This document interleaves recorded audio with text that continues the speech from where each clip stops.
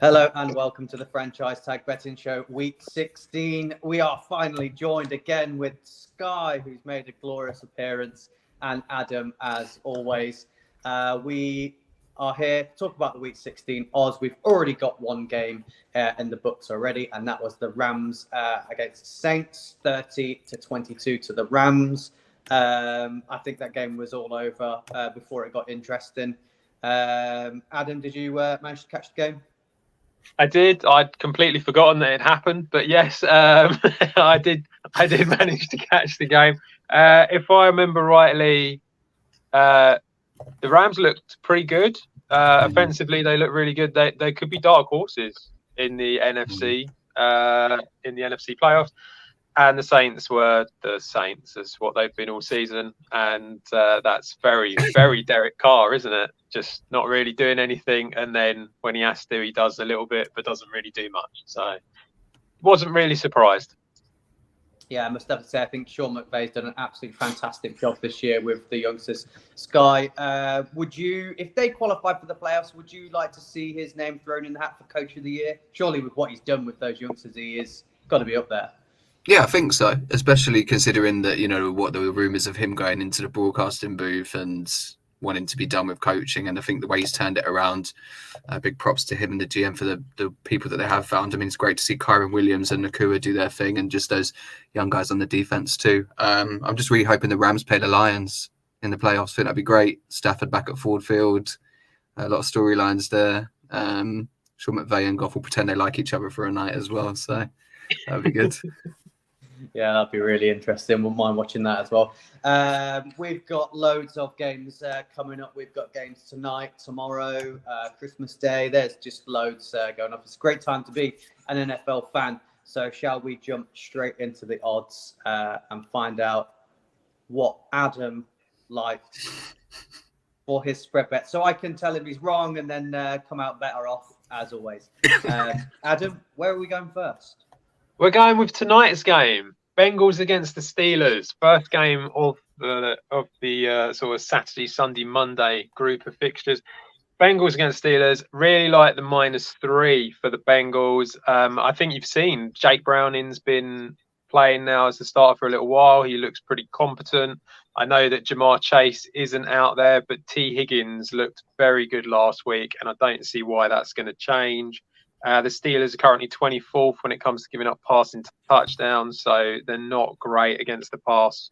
They're decent against the run, but they are going to struggle with that. I think it'll be a tight game. I think the over-under at 38 is probably quite fair. I can't see it going much past 40, to be honest. But yeah, I really like the look of the Bengals, like the look of Higgins.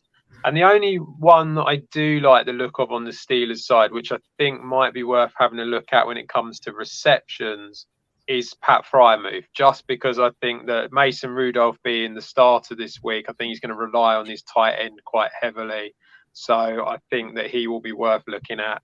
But I'm going to go for a Bengals team that have got a competent quarterback against a Steelers team that is kind of on a bit of a downward spiral against not a very good quarterback.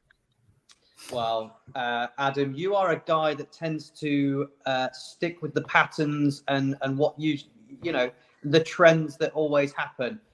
Mike Tomlin, as an underdog, always comes through, which is why I would not go anywhere near this game just because I think he's against the spread as an underdog. He's won more than any other coach ever, especially this season. I think him and Vrabel are the two that you don't want to bet against when they're underdogs. Skye, they've brought in Mason Rudolph now as the quarterback. Everyone says the Giants have got a load of wide receivers that are just the same person. Have the Steelers got a load of quarterbacks that are just the same person? Or do you think Mason Rudolph can defy the odds and have this underdog team win? Did they just let Rudolph start because it's Christmas? This was my thought process. They were just like, we'll give him a game. I mean, I would also stay clear. I still think the Bengals will win, but I would stay clear of betting on it. I wouldn't be surprised if it was like 21-20 to the Bengals. And, Steelers defense is still competent. And I think Chase being out I know I completely agree with what Adam said about, the Steelers being bad against the run. I think they're ranked 26th in rushing yards against. I had a look, but I think when Chase is out, that means they know that they're going to be using Mixon a lot more. They've obviously been relying on him. Browning has looked competent. I think the Bengals obviously have more motivation, considering that if they win this game, they're going to be up to 61% chance of making the playoffs, whereas the Steelers are pretty much already down and out. I just don't know how convincing it will be. So yeah, I wouldn't be surprised if it was even a 1-point game and Cincinnati get it done. Adam, where are we going next? Where do you want us to berate you and tell you you're wrong next? We are going to the Cleveland Browns, who are traveling to the Houston Texans. The spread is at mine. The Browns 2.5-point favorites, and that's what we're going for. We're going for the Browns to win this by 2.5 points, 5-6. Really like the look of this one. The Texans just are not the team on offense that they were with CJ Stroud and Tank Dell. Stroud's been confirmed as out again, so this is going to be tough for them to go do anything. I know we spoke about the Browns last week and about how their defense has struggled because of being banged up a bit, but they still look like they're doing pretty well at the moment. And Joe Flacco just seems to be able to keep it going. And going up against the Texans defense that you can score on, you can rush against, you can pass against, I think you're going to see Flacco have another good game. And again, a bit like what Skye said with the other one, it feels like the Texans season is all kind of coming to a bit of an end, and it's crumbling now because of Stroud not being there and Dell not being there. Whereas for the Browns, are in a really good position. They need to keep going, and they've got the incentive to do it in this game. Yeah, I think when you lose your star young rookie quarterback, they've also lost, I think Will Anderson's out as well, isn't he? Yeah. So you've lost a star edge rusher. You've lost one of your number one targets at wide receiver. When you're losing those three key positions, no one's the same team. I think if the Chiefs had those injuries, they would struggle massively. So it's a shame, because I think we were all rooting for the Texans. I think they were the Lions of the previous years, where everyone's getting behind them. But Skye, it's surely a Browns win this one. Yeah, I agree. I think, it's looking good for Cleveland at the moment, looking good for them to make the postseason, if they win this game as well. And yeah, it's just a shame for Houston, right? Considering how good they looked, and Stroud's out, Dell's out. I think the pass rush can get to them. The only thing that it's just interesting with Cleveland in general is being 7-1 at home and 2-4 on the road. But I just still think that Cleveland will get that done. And yeah, it's nice to see Flacco doing his thing as well, because I think Cleveland, we know the talent's there. It was just almost, Watson was poor and it didn't work out with other quarterback options too. But it seems like they're finding form at the right time. And same as I was saying with the last game, I think any team that has the incentive at this point of the year with 3 weeks to go and has a chance of cementing a playoff spot, I would just back Cleveland solely on that. Yeah, I think I think the Browns have been very predictable over the years of just Chubb and Hunt and just running the ball and things like that. But I think Flacco's now made Njoku and more a bit more relevant in that offense. So it gives them a different edge. Adam, where we go next? My third game, we're going to go for the Indianapolis Colts going to the Atlanta Falcons. The Falcons are 2.5-point favorites with an over/under of 45. Does anybody understand why the Falcons are 2.5-point favorites?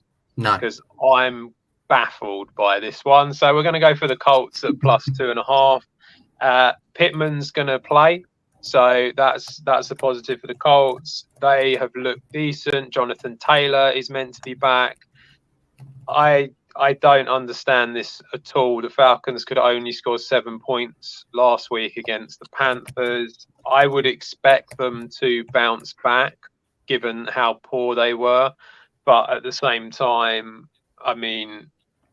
they can bounce back. But even still, I think the Colts have shown that they've got an offense that is very capable of being able to score on any team. And the Falcons, they do have a weakness. They do give up passing touchdowns. They are good against the run, so that might nullify Taylor a little bit. but it doesn't matter because Minshew can get it to the likes of Pittman and Downs. I don't. This is the one that I just looked at and went, I don't understand this at all. So what am I missing? The only thing I could think of them possibly being that is since Grover Stewart's been suspended on the nose tackle for the Colts, they just aren't able to defend the run at all. A bit of a struggle now. He's been out, and I just think the Falcons obviously know how to run the ball. They've got 3 or 4 people they could use at running back throughout the whole game, and maybe cut away at the Colts. Yes. I would argue against the fact that they know how to run the ball, given the fact they went up against the worst rushing defense in the league and could only score 7 points. True, but I'm just trying to think of somewhere. Some logic. The bookies all seem to be on the Falcons because I'm on the Colts, so I've got it in my 5-fold as well. I thought that was a no-brainer, but that's the only thing I could think of, that they're a run-heavy team and Colts aren't great against the run. Skye, have you got any thoughts? Yeah, I got the Colts as well. And I mean, the first thing I said in our chat when we were going through these games was I just couldn't wrap my head around it. I mean, the Colts are 5-2 on the road as well. So and I think they've clearly shown throughout the season, like Adam said, putting points up and doing well in these road games. I mean, it also looks like that Smith's going to get fired from the Falcons. I just think that it's all falling apart for them. And Jonathan Taylor. The only question mark I've had on the Colts in recent weeks is Taylor not being healthy, and they've still done well. So the fact that he's back, I just can't look past them. Do we think that Arthur Smith is a bad head coach, or do we think he's just not got a quarterback at all? I think he's a bad head coach.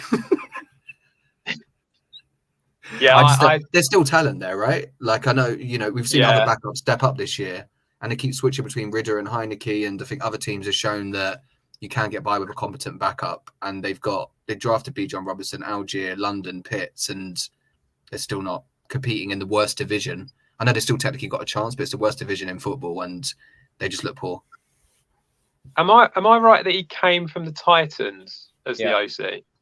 So he's kind of used to having that Derrick Henry, bell cow running back type thing, and I just wonder if he feels like he focuses so much on the run that he just forgets about everything else. And I think it's almost like he's almost like blinkered towards it a little bit, and that's the problem. Yeah. I'd be blinkered to it as well if I had Desmond Ridder as my quarterback. Adam, where's next? So next game, we're going into the late games. Jacksonville Jaguars are 1-point underdogs against the Tampa Bay Buccaneers. The over-under's at 42. We're going to go for the Bucks -1. I mean, this is basically, with it being only 1 point, it's essentially being marked up as a coin flip game. We don't know 100% if Trevor Lawrence is going to play or not. It's looking like he might not. And even if he does, how fit is he actually going to be? If it is CJ Beathard, I think the Bucks will be more than capable of being able to beat that Jags offense. And I just think the Bucks are starting to look, that I wouldn't say they're great, but I think you can see that they're starting to put some things together. Baker Mayfield is starting to look a bit better. And because of that, with the home field advantage, I think they might just nick this one. Yeah. This was, if you got it earlier in the week, I think you could have got Buccaneers as the underdogs. But I think as the weeks panned out, we've now kind of realised, I think it's definitely the CJ Beathard's going to start, isn't he? I think if that's the case, then I think Buccaneers will take this one. I think Baker Mayfield showed us a bit of a masterclass against the Green Bay Packers last week, didn't he, with his 381 yards and 4 touchdowns. So that wasn't Baker Mayfield. That was Joe Barry doing his stuff. Either way, I think when Baker's got good offensive weapons and a good O-line, which he's got at the moment, then he looks competent. He looks good enough. And I think when you're looking at Beathard and Mayfield, he's the better quarterback. And I always bet on which team's got the better quarterback when it comes to putting money on it. Skye, do you think the Jags can get anything out of this one? No, I'm just so happy that now everyone's suddenly talking about the Buccaneers being good.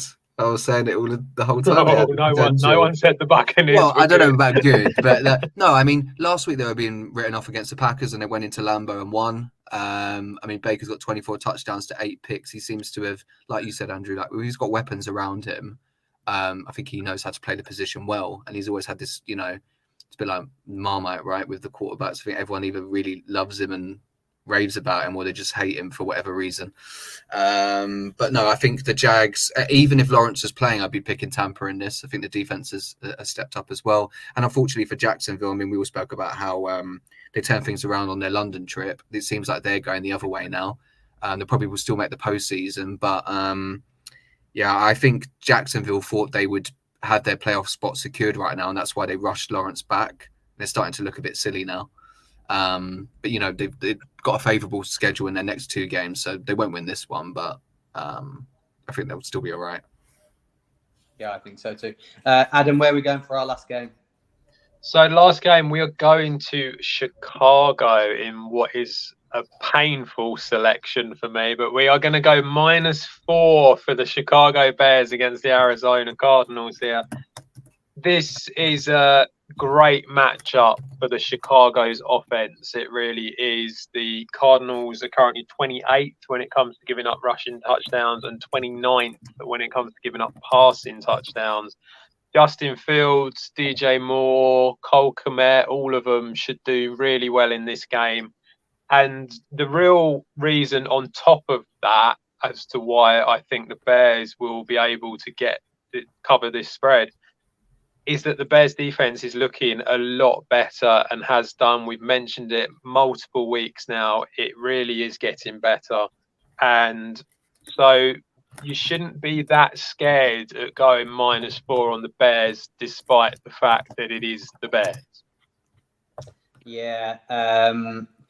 I looked at it. I thought that should be a Bears win. But just like the Bears fans all seasons, I feel like that's where heartbreak is if you're putting your money on this game. The Bears just find a way to lose. Last week, they were up by 10, managed to lose. They had control of the game, lost. We've seen it all through the season, despite the fact the defense played well again. But I just don't know. I wanted nothing to do with this game because I don't know what the Cardinals are yet, and that's where my struggle is because they haven't had Murray back for long, and I'm not sure if they're good with him or whether they still struggle with him or what. So I wanted to leave this game alone completely. Skye, have you got your money on this one? No, I wouldn't touch this game. I think Arizona will win, to be honest. I think although they gave up 45 to the 49ers, I think since Kyler Murray's come back, Connor looks healthier. I think, we both spoke about the draft next year and all of us and the quarterbacks. I think the Cardinals, they know that Kyler Murray's their future quarterback and you can see they're actually playing to at least be competitive. With the Bears, they just seem to beat themselves somehow. I know, and obviously there's question marks about Fields' future. I just think Arizona has a bit more to play for and I don't know why. I know we were saying it, but the Bears are just so unpredictable. I mean, everything that Adam said could happen, but then also with Chicago, we could also on Monday be like, oh wait, they lost by like 17 to Arizona. How did that happen? Adam, so I'm staying away. Were you not convinced by your Green Bay Packers to win by 4 points against the Panthers? No. Every time I pick them, they lose. I can't pick them anymore. That's it. It's done. Well, I like Seattle on those. Just get someone else to do your spread bet if you want the back. Skye, did you say you liked Seattle versus the Titans then? Yeah, because the Titans have 5 starters out on defense. I don't think it makes that much of a difference to Geno being back, but I think Seattle was starting to find form at the right time as well. They're within a decent chance of making the playoffs, and I think that other than Will, I kind of like what I've seen from Will Levis, but it also just seems like half of the time, let's see if I can hit D-Hop downfield and what happens. And I think Seattle's secondary is good enough to deal with that, so I quite like them at the -3.5. I really liked. Hang on, I didn't really like this game. That's terrible.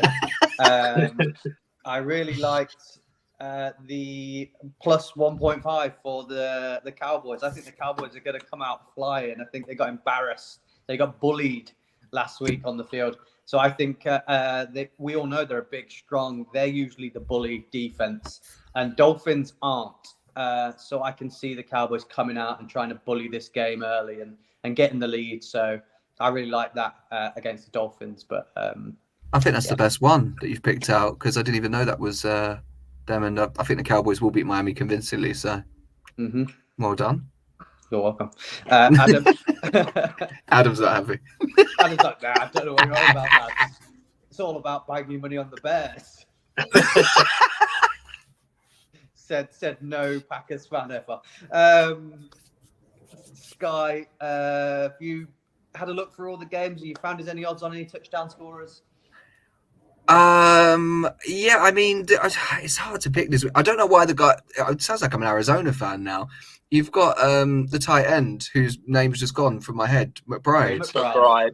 Yeah, he just seems to have found a stud there at the tight end position. Seems to be doing well. He's at 15-8, I think. Yep. Yeah, I like him. He was one of the players that I picked out. I guess with the Chiefs, you've got. I mean, I always look at Rashee Rice now because of you two, and he's still at a decent price. But Pacheco's back, so I think you'd want to look at him as well, because the Chiefs, whilst they seem to be winning games, I think we'll see them run the ball a lot more now when it's successful. I think that passing game's been a little bit erratic, and if they can get the run game going through Pacheco being back now, that will open things up for the likes of Kelsey and Rice. So anyone that you fancy there from those three, but obviously of the three, Rice has the better price.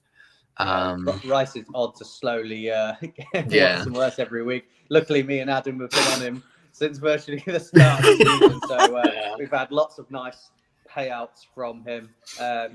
Skye, where else were you on the games? In terms of the other players, I mean, Adam mentioned about Pittman and Downs. I like Alec Pierce for the Colts. I can't remember what his price. I've given away what he might be in one of my one of my trebles. But yeah, look, 11-4. I feel like he's been more involved in he does the dirty work. That's what I like. He seems like old school, in the slot at times, does his thing. Minshew can rely on him. I think this could be a game where, he nabs a touchdown. Yeah. Adam, was there any that Skye's missed out there? Did you find some really good ones in there? As I said in the Cincinnati game tonight, T. Higgins, I think, is a very good shout at 8-5. He's a decent price. Drake London it's a scary one to go for with the Falcons, but at the price it's 21-10, so it's a good price. It's just a matter of whether they're actually gonna throw the ball at all. One that I really liked and actually was in one of my trebles and I took him out, JSN. I think that he will do well. When last time he played with Gino, I think they said he had 11 targets from him. So Smith and Jigba at 21-10 against the Titans, I think is a good one. And Amari Cooper, another one for the Browns at 21-10. I'm trying to sort of come up with ones that I haven't got in the trebles so that you don't know them yet. But so I like the look of them. Mike Evans, of course, for the Bucks, I think is a very good one. I think he's pretty short though. I think he's about 21-20, something like that. And DJ Moore, as we always say for the Bears, DJ Moore, Justin Fields. I think it's a good chance of Fields getting in as well. So both of them, I think, are good shouts this week. Yeah, DJ Moore's now become automatic, as has a couple of your guys, Adam. Always check the odds out as soon as they come out and see what they are. Jaden Reed and Tucker Kraft. There you go. 13-5 and 7-4. Just feel like that seems to be where it goes when it comes to red zone. And obviously Reed gets involved with the jet sweeps and things like that, and get involved in running the ball and things. So do you like those odds on your players, or are you just keeping away from your game completely? I do, but I couldn't mention them because one of them's in the treble. Oh, well, I'm laughing because you guys have mentioned pretty much all of my treble players, I think, at this point, and I've just been smirking to myself. There's a 5-1 who's not in my treble, but I think he had a touchdown last week. Is Humphrey, the Broncos receiver, against us. I mean, the Patriots, Belichick's known for taking away the best weapons away. I think he's 5-1. Is it Lil Jordan Humphrey? Yeah. Yeah. I mean, Belichick always does that, right? I mean, anyone who's the top wideout, the 1 or 2, will get shut down no matter how bad we are. And then sometimes I think you expect the third stringer to step up. So Wilson I think he had 3 catches last week. If he's getting more involved in the offense, then you never know at 5-1. Yeah, should we jump into some trebles then? Go on then. Skye, as you've been away for so long, do you want to start us off with yours? Yeah, so with is it the 6 o'clock on Sunday, the early one? I've got Pierce, who I mentioned, Alec Pierce, and then I've got JSN, which is why I kept my mouth shut, and then Adam mentioned him. And then I have Kraft from the Packers, because although the Packers' offense has sort of, I think, stuttered a bit more, whenever it does click, he seems to be a good red zone option for Jordan Love. So those 3 have come out 35.89 to 1. I like it. That's not as great odds from you, and some fairly decent players. We usually get some odd player in there that you scroll down to get like 10 to 1. Oh, happy with that. Adam, what have you got? I've got Michael Pittman. He's back after the concussion, so he's looking love him, good. didn't you? Because he normally scores touchdowns, you see. That's why I quite like him. So I've gone for Michael Pittman. Jaden Reed for us at 7-4, as you said. I think he's a really good price. Also, he gets involved in the run game, as you said, which is going to be a really important thing in this particular matchup. And then David Njoku, who Flacco just keeps going to him, 20.31 to 1. Yeah, some good odds Nice. there. Very good. I've gone really safe with my early one. Just wanted to get some more money in the bank around Christmas time. So I think when I tell you the 3 players that are on this and the odds, I think you might actually go, do you know what? It's probably worth banging maybe 50 quid on that. I have gone with Sam Laporta at 13 to 10, Jaden Reed at 13 to 8, and Kenneth Walker at 6 to 5 to come out with 12.28 to 1. Okay. No, just okay. All right. Cheers. It's really difficult. I am not on the Lions side in this matchup. They really struggle. Goff struggles against cover 2, and he's going up against it. And the Vikings defense is very, very different to what it was about 6 weeks ago. And I think that's the problem with Goff. Still indoors, though. He is indoors. I will give you that. Yeah, and he had 5 touchdowns last week. It's a new Jared. He was no. I'm really shocked at that, because every single week I think you've said Laporta. I think. I really like Laporta. I really like Laporta. It makes sense, like you say, he's indoors. Everything makes sense. It's just that Vikings defense is very, very quick to bring pressure, and Goff cannot deal with it. That's the biggest problem with that. Otherwise, I had Amon-Ra St. Brown in my bet until I looked into it and just went, I can't do that, because he's just going to let you down because of Goff. That's the problem. It's him. So, but yeah, I otherwise really like Laporta, and he normally does pretty well for you. Yeah. Skye, where have you gone for your evening bets? I've gone. I feel like safe. So I've gone for CD Lamb, Evans, Mike Evans, who Adam had mentioned, and McBride, which comes out. I'm now McBride's biggest fan. Look at this. 11.46 to 1. That's my safe one. I feel like, if anything's gonna it's one of those things like Godwin had the big week last week, and I feel like Evans will probably step up against the Jags if needed.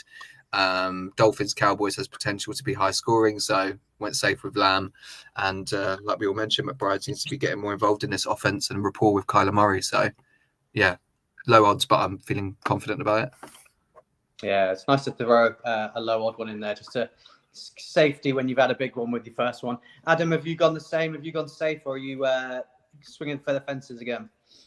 Pretty similar, not a little bit shorter odds, but pretty much the same. First game for the Bucks, Cade Otton. The Jags are currently 27th against the tight end, so quite like the look of Cade Otton in this one. DJ Moore for the Bears, as we've said, I think that's one that is probably going to come off. And Raheem Mostert, I just feel like the Dolphins are going to try and run the ball in the same way that the Bills did against the Cowboys. And so Mostert is kind of the one there that I think is most likely to get in. 17-1. Yeah, some another good odds as well. And I think, most starts now. He's broke a little record now. He's just love handing them the ball, don't they? I thought they were going to get A-Chain involved a bit more, but no, just more Mostert. My evening fixtures, I've gone, I thought fairly safe, but odds said differently. I've gone with Mike Evans at even money, Cole Kmet at 15-8, and Jake Ferguson at 9-4.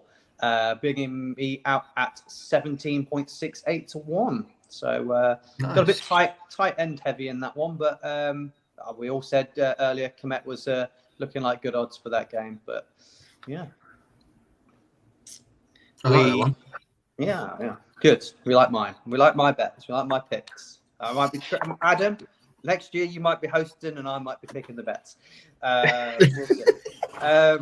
We've got something slightly special, a little bit different this week. We've got a Christmas Day treble as well. Only 3 games to pick from, I think so. So, Skye, do you want to start us again? Have you got? Why not? I am going for DeAndre Swift in the Eagles game. I think, I think he's also due one as well. I feel like whenever I watched it, he seemed, I just have a feeling on that one. Pacheco, for the reasons I spoke about, he's back. Andy Reid's been talking him up all week. So obviously had that little repair surgery on his shoulder, and I think he'll be raring to go. And then the one who I've put in, which brings this up to 21.02-1, is Justice Hill. And I've gone for that because of Mitchell being hurt. And I know everyone's talking about Gus Edwards, but I think we've seen Hill step in whenever needed this season, and I think his price was about 15-8, and I kind of looked at it, I had to go down a bit, and I was like, you know what, of all the players of the Ravens, they like to run the ball. I think a lot of people are expecting a high scoring game against the 49ers, but sort of forgetting how good both of their defenses are, and that could lead to sometimes longer drives, run heavy drives. So I've gone 3 running backs in that one. Yeah, I think you're right with Justice Hill. I think at the start of the year that was the 1-2 combo, wasn't it? It seemed to work quite well. So yeah, I quite like that one. Adam? Yeah, mine's a bit lower. Gone for Rashee Rice, obviously, for the Chiefs. We always go for him, always does well. AJ Brown for the Eagles against the Giants. And then finally, I refuse to give up on this guy. He is going to get another touchdown. Brandon Ayuk again. So 11.5-1 for the 3. I have gone in my game. Cortland Sutton, like I've said, every week seems to be getting in the end zone. I've gone Rashee Rice as well, funny enough. And with the last pick, I've gone for the Eagles Giants game. And I've gone bold with it, and I've put Boston Scott in there because it's going to happen. They're going to bring him out just to score against us, and that comes out at 20.56-1. If you did want to swap him out and you want to swap him in for something a bit more sensible like Saquon, it's 12-1. Or if Waller is definitely going to play, again, 24-1.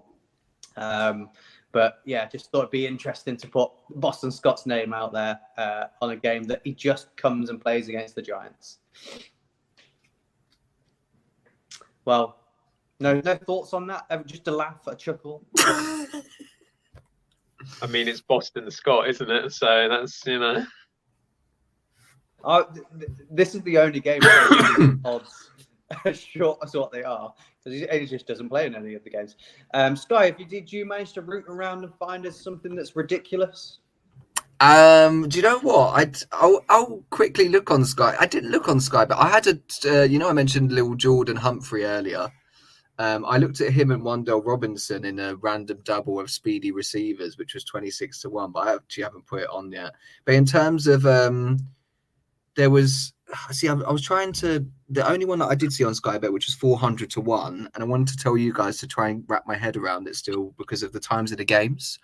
It was each team to score 2 touchdowns in each half in the Saturday game tonight and the 1 a.m. game. So I assume we're talking about the Bengals Steelers and Bills Chargers. But that's probably not going to happen because the Chargers are awful, right? There's going to be 2 touchdowns. Why is it 400-1? It should be like 4,000-1. Hey, you never know. The Chargers might not be awful anymore. What about the Steelers? They're awful. But they're not going to get 2 touchdowns. But there's also, so a couple more that I did make some notes of. Diggs, Higgins, Palmer from the Chargers, he still had a long touchdown last week, and Pickens, 100-1 to get 75 plus receiving yards. What, combined? No, just individually. Combined. That'd be decent. Well, I was confused because I don't see them getting 75 yards each. So I think I've got one that Adam got will like as well. I can't believe I'm going to say this. I think I've got 125-1 one that Adam will like because T. Higgins is in it again. Him and Stephon Diggs to have 80 plus receiving yards, and then Joe Mixon and James Cook to have 80 plus rushing yards. He's speechless. 125-1. That again. Sorry, guys. So what was that again? Mixon and Cook to have 80 plus rushing yards, and then Diggs and Higgins to have 80 plus receiving yards. I mean, that's not what was the price? 125 to 1. That's not ridiculous. Especially when there's not touchdowns involved, and it's just, the Bills could put plenty of points up on the Chargers, do what they did last week. And I mean, we spoke about obviously Mixon wanting to being the bell cow now and Chase is out, so it's all going to go through Higgins surely, if it's in the air. The only one I'd say that might be a problem is Mixon. I was weirdly feeling the same about Diggs, but that's only because their run game's been so good. Yeah. I don't know. But it's for 125-1. For a little Christmas bonus. Exactly. Yeah. I think we've managed to £20. We've managed to come up with loads of odds for everybody to put on for Christmas here. I think between us, there's multiple winners for Christmas. I think everyone's going to be treating themselves at New Year and going to get extra that Dom Perignon to pop the bottle. And we'll take ours in the post, please. But that's all we've got time for, guys. Thank you for joining us. Merry Christmas to everybody. Hope your teams get you a Christmas win, and we will see you again before the new year. Or yes, Adam's saying yes. We will be back for the betting show before New Year, so we'll find out your wins and things like that. But till then, thank you for joining, and keep it with the franchise tag.